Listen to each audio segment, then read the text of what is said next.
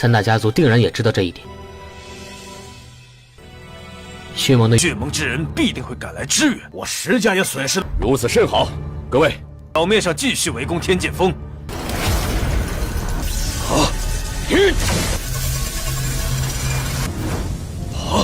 Halo semuanya, selamat datang di Ruang Sinema. Bagaimana kabar kalian semua? Semoga selalu sehat dan baik-baik saja. Sesuai jadwal, jadi pada hari ini kita akan kembali melanjutkan series Donghua Supreme God Emperor episode terbaru. Yang mana ini adalah episode yang ke-431.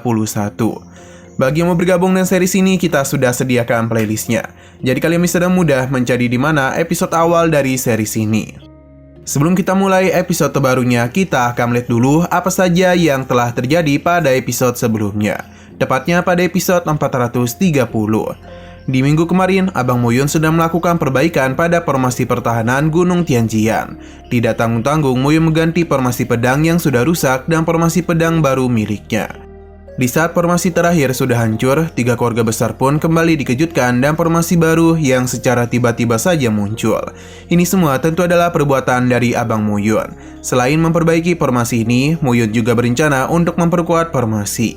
Dia akan menggunakan telur naga yang dirinya dapatkan. Keberadaan telur naga membuat Tianwuzu sangatlah terkejut. Bahkan ini juga adalah kali pertama mereka melihat telur naga. Setelah berhasil menyatukan telur naga dengan formasi pedang, Muyun mengajak mereka untuk melihat apa yang kini bisa dilakukan oleh 3 keluarga besar. Berhubung formasi ini sudah sulit untuk bisa dihancurkan, jadi mereka pun akan menggunakan guntur kekacauan. Sekarang kita akan melanjutkan episode terbarunya. Terlihat dan begitu jelas kalau saat ini formasi guntur kekacauan dari keluarga Jin. Muyun dan juga orang-orang dari Gunung Tianjian bisa merasakan betapa mengerikannya kekuatan dari senjata itu. Walaupun begitu, Muyun tetap tenang saja. Sama sekali tidak ada rasa takut yang terlihat di wajahnya. Tetua keluarga Jin pada akhirnya mengeluarkan serangan guntur kekacauan itu kepada formasi terakhir Gunung Tianjian. Benturan keras pun terjadi di antara 2 kekuatan besar ini. Hanya saja serangan guntur kekacauan masihlah belum mampu untuk merusak formasi pertahanan yang Abang Muyun susun. Tidak tinggal diam saja, Ju Jiyuan mencoba untuk meningkatkan kekuatan serangannya. Tapi yang ada malah serangannya yang hancur. Dan begini, jutaan batu kristal yang mereka gunakan pun hanya sia-sia saja.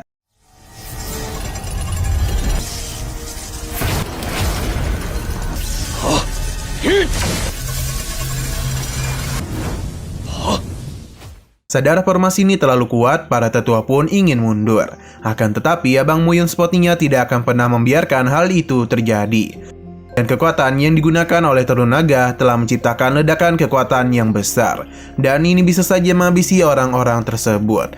Dan mana saja mereka pun dibuat terpental dengan begitu mudah. Sedangkan para tetua begitu kesulitan untuk bisa menahan serangan tersebut. Muyun berterima kasih kepada Ju Jiyuan karena telah memberikan pujian kepada serangannya. Berhubung kondisi 3 keluarga besar sedang tidak baik-baik saja, maka Ju Jiyuan mengajak mereka untuk mundur terlebih dahulu. Karena bagaimanapun mereka semua telah menerima kerugian yang sangat besar. Ju Jiyuan lah yang terlebih dahulu pergi, sedangkan sesaat kemudian barulah para tetua dari 3 keluarga besar juga ikut menyusul. Karena jika mereka terus berada di sini, yang ada malah mereka yang akan meninggoy.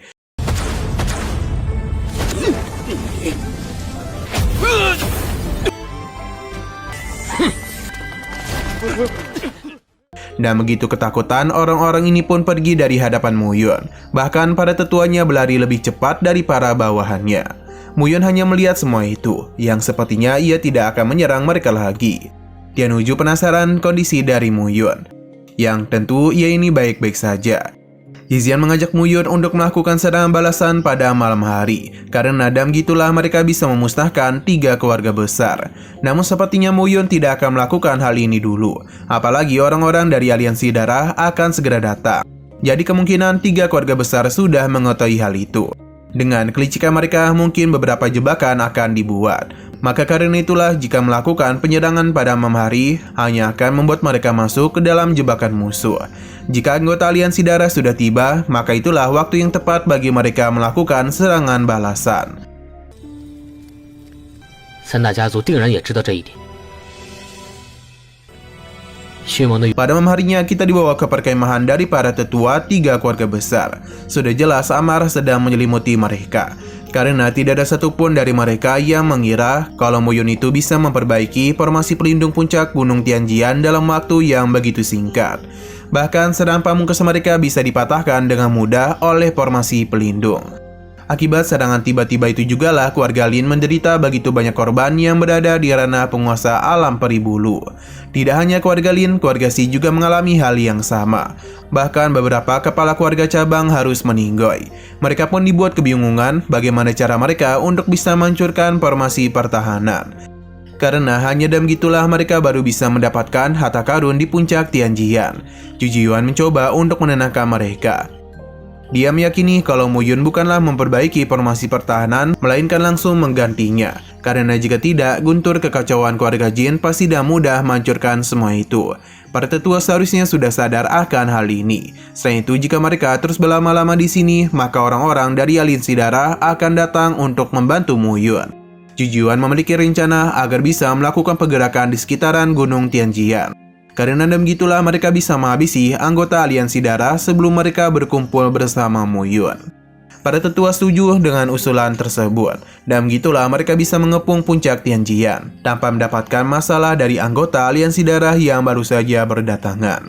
Setelah membuat rencana ini, ketiga keluarga besar pun menjadi begitu percaya diri. 金家的寂灭，我想大家都是知血盟之人，必定会赶来支援。我石家也损失了， 如此甚好，各位。 表面上继续围攻天剑峰。 Kembali lagi kepada Abang Mu Yun, yang mana saat ini dirinya sedang berusaha untuk memahami kembali tentang hukum ruang angkasa. Hanya saja ini masihlah terlalu sulit untuk bisa Mu Yun lakukan. Mungkin akan memerlukan beberapa waktu lagi agar bisa menguasai teknik tersebut. Sesaat kemudian Miao Xianyu pun telah tiba untuk menemui Mu Yun, yang mana ia senang karena bisa melihat Mu Yun yang masih baik-baik saja. Mu Yun menanyakan siapa lagi yang datang selain dirinya. Yang ternyata beberapa tetua juga telah datang bersamanya, sedangkan Niku tetap tinggal di Pulau Lohun, dan ada juga beberapa prajurit mereka yang belum tiba. Mungkin tidak lama lagi mereka akan tiba di sekitaran Gunung Tianjian. Mu Yun seketika saja panik dan meminta Miao Xianyu untuk mengganti jalur perjalanan. Apa yang ia katakan tentu saja membuat Miao Xianyu kebingungan, mengapa juga mereka harus melakukan hal itu. Mu Yun sepertinya sudah tahu kalau tiga keluarga besar telah memiliki rencana untuk menyergap pasukan dari aliansi darahnya. Jika mereka tidak segera diselamatkan, mungkin pasukan itu akan dihabisi. Karena bagaimanapun, semua elit dari tiga keluarga besar telah berkumpul. Mu Yun pun meminta Miao Xianyu dan para tetua untuk berkumpul bersama dengan para prajurit lainnya. Karena dengan kehadiran mereka itulah, tiga keluarga besar tidak akan bisa berbuat apapun. Miao Xianyu paham, hanya saja ia penasaran apakah Mu Yun akan tetap di sini. Karena ia takut Mu Yun akan dalam bahaya. Tapi Mu Yun mengingatkan kalau formasi ini sangat kuat. Jadi Miao Xianyu tidaklah perlu khawatir kepadanya. Pada harinya, Miao Xianyu pun bisa pergi dengan tenang meninggalkan Mu Yun.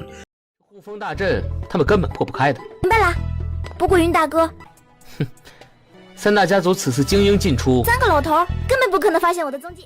Alasan Mu Yun tetap tinggal di sini karena ia ingin melakukan sesuatu terlebih dahulu agar bisa membalas budi dari Zhao Zi. Karena ialah yang telah menyelamatkan dirinya dan juga menjadikannya sebagai saudara. Nah, sayang sekali lagi seru-serunya, episodenya pun harus bersambung dulu. Namun sebelum kita akhiri, seperti biasa, kita akan melihat preview bagian selanjutnya. Mu Yun yang berkumpul bersama Tian Wuji dan yang lainnya memberitahu kalau sekarang ketiga pemimpin klan sedang dievakuasi. Mungkin hanya tersisa 2000 prajurit yang ada. Dan sekarang mereka yang ada di puncak Gunung Tianjian mungkin ada lebih dari 100 orang. Mu Yun menanyakan pendapat mereka bagaimana jika bertarung sekarang dan orang-orang yang berjumlah 2000 orang. Mu Yun masihlah kebingungan dengan rencana Mu Yun, karena jika mereka melakukan penyerangan secara langsung, mereka akan meninggoy. Mu Yun juga tahu akan hal itu, jadi mereka ini akan melakukan serangan secara diam-diam. 留下的大概有不到2000人。倘若我们死如何？ 直接杀出去是吗？ Oke, sekian dulu pada video kali ini. Untuk video selanjutnya akan segera hadir. Jadi bagi kalian yang ingin mengikuti series ini, langsung saja klik subscribe dan aktifkan loncengnya. Terima kasih yang sudah menonton video sampai habis. Jika kalian suka pada video ini, klik like dan share ke teman-teman kalian tentang channel ini. Dan ditunggu aja kelanjutannya. Oke, sampai jumpa di video selanjutnya.